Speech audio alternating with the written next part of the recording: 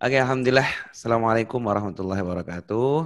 Baik, hari ini pembahasannya sebenarnya waktu dikasih judulnya itu saya sedikit bingung gitu. Ketika dikasih judul good looking versus good habit gitu.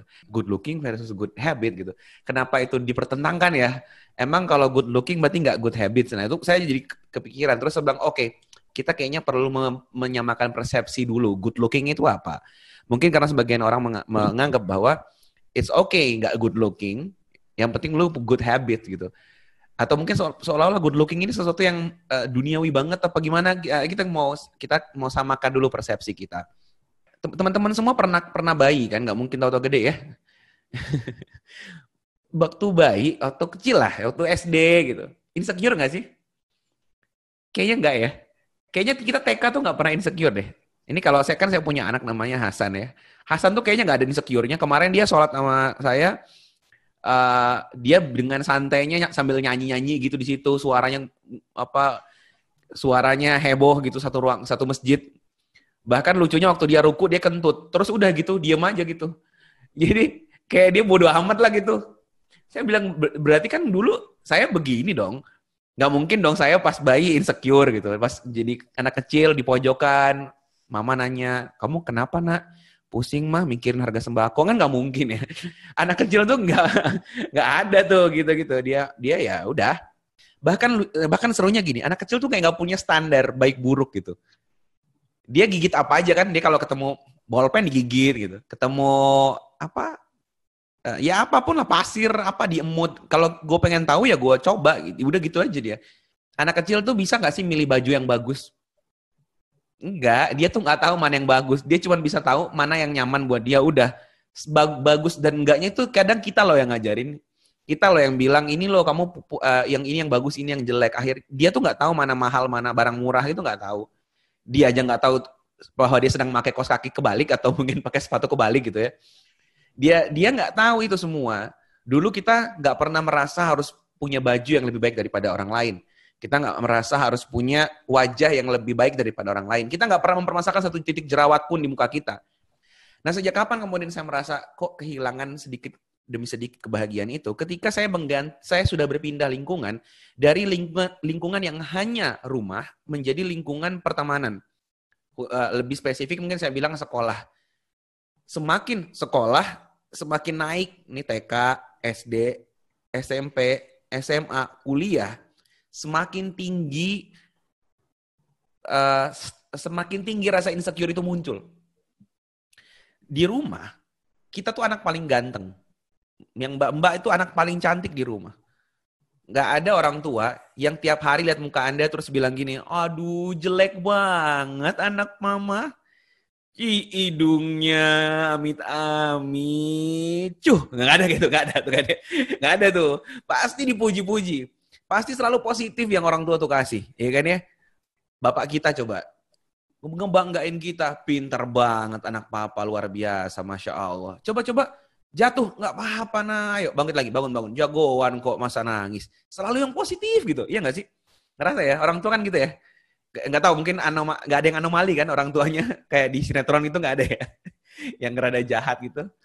Orang tua pada umumnya lah ya, kita ambil kasus pada umumnya nggak mungkin kayak gitu. Pasti memberi semangat positif, baik secara fisik dan mental kita. Fisik ya tadi, kita anak paling ganteng. Kalau mungkin mental ya tadi kita anak pemberani, kamu bisa, kamu jatuh itu nggak apa-apa, kamu terluka itu ntar sembuh, santai aja. Semua itu membuat kita terbentuk jadi orang yang hebat, yang percaya diri tingkat tinggi. Makanya anak kecil itu biasanya berani. Dia cuma butuh waktu untuk mengenali situasi aja. Kemudian nanti dia bisa nyanyi aja depan orang. Coba dong ngomong ini, dia ngomong, nggak takut gitu. Begitu sudah masuk TK, mulai muncul standar-standar baru. Teman-teman yang mungkin sepedanya lebih bagus, kemampuannya lebih baik. TK masih mending ya, nggak terlalu ya. Masuk SD, apalagi SD zaman sekarang, lebih parah lagi. Masuk SMP, mulai tuh ada yang pacaran. Kita jadi mikir, kita yang salah kayaknya. Karena semua orang pacaran, kita enggak. Gitu ya. Apalagi SMA, sama. Tambah lagi nanti kuliah. Ketika semua seragam dihapus, iya enggak? Enggak ada lagi kesamaan seragam. Di situ lebih parah lagi. Itu serius, itu muncul lagi yang namanya ternyata celana yang bagus tuh yang ini. Dulu kan celana kita sama. Bahkan di zaman SMA sebenarnya celana kita enggak sama loh. Karena kita bahkan pengen punya celana yang walaupun warnanya sama, itu bahannya beda. Bahkan jahitannya tuh beda, yang kayak dulu kan ada yang modelnya tuh kakinya kebuka ke bawah gini, ada yang sempit gini, ada pensil, ada yang apa, baggy atau apa sih, nggak lupa namanya tuh. Ketahuan mana anak yang belinya tuh di toko terus langsung dipakai sama yang dijahit. Nah, itu kan orang kaya kan gitu dijahit ya. Itu tuh udah SMA tuh udah mulai ada bibit-bibit itu. Lebih parahnya lagi ketika kuliah di mana kita harus menentukan pakaian kita sendiri. Yang sebenarnya maksudnya baik bahwa kamu bebas berekspresi jadi dirimu apa adanya, berubah tuh. Jadi kita pengen jadi seperti yang menurut orang lain keren. Intinya adalah ketika kita mendewasa, kita berhenti bahagia. Berhenti bahagia dalam artian kita mengejar kebahagiaan-kebahagiaan yang seolah-olah nggak pernah datang untuk kita. Ada yang, dan ini beda-beda ya, ada yang kebahagiaannya mungkin prestasi tapi dia nggak pernah nyampe ke prestasi itu. Ada yang kemudian kebahagiaannya adalah tampang dan dia nggak punya tampang itu, makanya dia nggak bahagia. Ada yang mungkin bagi dia kebahagiaan itu kaya, bisa beli apa aja tapi dia nggak punya, maka dia berhenti bahagia. Beda-beda. Nah pertanyaannya sekarang, jika kebahagiaan ini adalah good side atau good looking ya, orang yang punya tampilan yang baik. Ini yang harus kita beresin. Good looking itu apa? Kalau good looking kita kaya dan kita sedang dalam kondisi miskin, ya wajarlah kita nggak bahagia. Kita merasa insecure, kita nggak good looking. Kalau good looking di mata kita adalah ganteng misalkan, wah itu lebih tersiksa lagi. Karena kaya itu masih bisa kita dinala, ada ikhtiar ya. Nah ini apalagi tampang itu kan sejak lahir udah begitu. Mau gimana coba? Kita simpulkan ya, kenapa kita ini tidak bahagia? Karena good looking kita, itu kita sandarkan kepada yang 3 tadi. Itu semua dunia. Kepada kekayaan, kepada mungkin kekuasaan, kepada kemudian ketampanan atau mungkin kecantikan. Yang mana semua ini sekarang sedang digencar-gencarkan oleh media. Media itu siapa yang gerakin? Yang gerakin media adalah industri atau kapitalis. Sekarang saya tanya teman-teman, orang kapitalis, industri, kan jual produk, pengennya produknya kan pasti laku. Kalau laku, orang harus beli. Sekarang begini misalkan, saya mau jual produk kecantikan. Bagaimana mungkin dia jual produk kecantikan kalau standar cantik orang beda-beda? Maka harus distandarkan, inilah cantik, you have to be like this. Nah, untuk bisa kayak gini, ini produknya. Begitu. Kan gitu. Makanya ini digencarkan oleh media. Media ini di sini nggak cuma iklan. Kalau iklan kan semua orang juga tahu, nggak bakal ketipu. Enggak, iklan doang, gue juga nggak bakal percaya bisa putih dalam 7 hari gitu ya. Tapi kalau itu bukan iklan gimana? Medianya misalkan film, medianya misalkan drama Korea, medianya misalkan musik. Entah itu anak band, entah itu gaya hidupnya idol K-pop, entah itu medianya adalah gaya hidup artis-artis mana aja lah. Dari situ, itu lebih berbahaya. Karena kita tidak sedang digurui. Makanya pakai produk ini keren loh. Nggak begitu. Caranya kan nggak gitu ya. Kalau kita disuruh begini, ditawari begitu kan kita malah bilang, Allah ngiklan, Allah endorse. Ya nggak? Tapi bagaimana kalau kita disuruh mencintai dulu? Oke, sekarang gini. Pernah nggak kamu tuh bertanya kepada emakmu, Mak, masak apa, Mak? Ini halal nggak nih? Yang bener, Mak, yang masak. Ini halal nggak nih? Nggak pernah. Kita percaya aja sama emak. Kenapa? Kita cinta. Cinta bisa membuat kita itu dengan sadar menghilangkan batasan-batasan aman dalam hidup kita. Kita kan gini, kita tuh kan berhubungan sama orang itu punya batas aman ya, ada sekuritas gitu. Walaupun teman deket tahu-tahu bilang gini, bro, gue mau pinjem duit dong. Itu tuh ya kita bisa aja pinjemin, tapi rasa kayak bentar, duit gue ini masalahnya nih. Untuk apa ya? Pasti minimal nanya begitu. Ya, tapi kalau cinta, coba lihat orang-orang yang mencintai. Berapa banyak orang yang bahkan rela di KDRT-in sama suaminya, tapi nggak bisa dia minta cerai gara-gara dia cinta sama suaminya. Betapa banyak orang yang pacaran, dibegoin, diporotin sama pacarnya, tapi dia nggak pernah merasa itu. Karena apa? Karena udah cinta. Berapa banyak orang yang udah bilangin ke dia, cowok lu tuh selingkuh, gue ketemu kemarin di mall, dia begini. Bilang, alah sirik aja lu. Tuh, gara-gara apa? Cinta. Ntar kalau udah putus, kan cintanya udah hilang tuh. Baru dia ngerasa tuh, nyesel banget gue dulu. Ngapain gue suka sama dia ya? Bener juga ya, kayaknya dilihat-lihat emang dia tuh jelek gitu. Kenapa gue dulu mau ya? Gara-gara apa? Cinta. Cinta itu membuat kita tuh buta gitu. Namanya udah suka, ya udah bodo amat. Bahkan parahnya lagi, banyak nggak orang yang bahkan rela ninggalin agamanya, ninggalin orang tuanya, pergi kabur sama pacarnya atau mungkin orang yang dia suka. Karena apa? Karena cinta. Cinta. Cinta itu bahaya banget. Nah, media membuatmu jatuh cinta. Kira-kira pernah dengar nggak? Cinta itu gara-gara apa?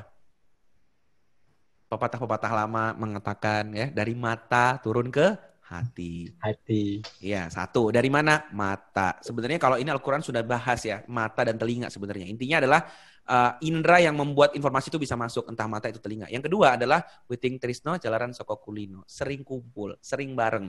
Artinya sering ngeliat, sering ngedenger. Ngeliat, ngedenger. Itu tiap hari pasti jatuh cinta. Udah fix. Kalau nggak percaya begini, dulu ketika awal misalkan artis Korea itu nongol, semua orang tuh nggak ada yang suka, geli liatnya. Karena standar orang dulu barat. Ganteng itu barat, gondrong atau mungkin tatoan, badannya gede, brewokan. Waktu keluar cowok berskincare dengan make up, itu tuh semua laki-laki sepakat, itu banci. Ini bukan masuk kata-katain ya, ini maksudnya pendapat orang saat awal-awal K-pop muncul. Tapi sekarang coba lihat trending YouTube itu siapa? Semua K-pop. Kira-kira gara-gara apa? Karena mereka konsisten terus. Yang penting orang tuh dengerin, nonton. Entar juga suka. Entar juga standar gantengnya tuh sipit-sipit dikit, putih, badannya six pack, bisa ngedance. Itu pasti ganteng. Jadi standar itu dibentuk.